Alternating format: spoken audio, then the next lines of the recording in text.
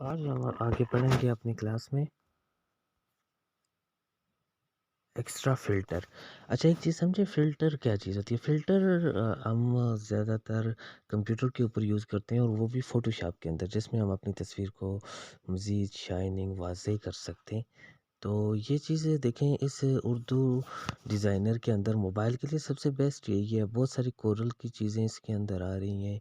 जिस तरह हमने पहले पढ़ा था, इस तरह ये अब फ़ोटोशॉप कंप्यूटर पे इस्तेमाल होने वाली चीज़ है, तो उसकी ये चीज़ यहाँ पे आ रही है। तो अब हम फ़िल्टर को अप्लाई कैसे करेंगे?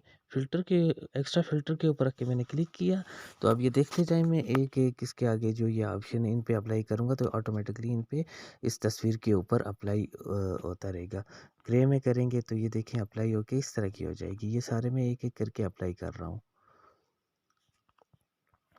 आगे चलते हैं, फिर जितने भी हैं सब पे अप्लाई करते हैं।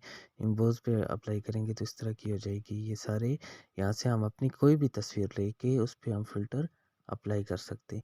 ये जब मैं इस पे रख के क्लिक करता हूँ तो ये बता रहा है हमें अप्लाई हो रहा है फ़िल्टर। एक-एक करके इसी तरह अप्लाई होता है ये। अच्छा, ये देखें सारे हमने अप्लाई करके देख लिए, कोई भी हमें फिट नहीं आ रहा।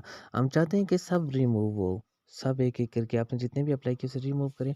तो कैसे करेंगे? ये रिमूव का ऑप्शन आ रहा है, इस पे रख के आप क्लिक करेंगे तो ये देखते रहें ऑटोमेटिक। मैंने एक दफ़ा क्लिक करने के बाद एक दफ़ा क्लिक करके मैंने छोड़ दिया, ये ऑटोमेटिक बैक हो रहा है। तो ये बैक चलता जाएगा और पहले वाली ओरिजिनल तस्वीर के ऊपर आके क्लिक कर देगा। ये होता है फ़िल्टर।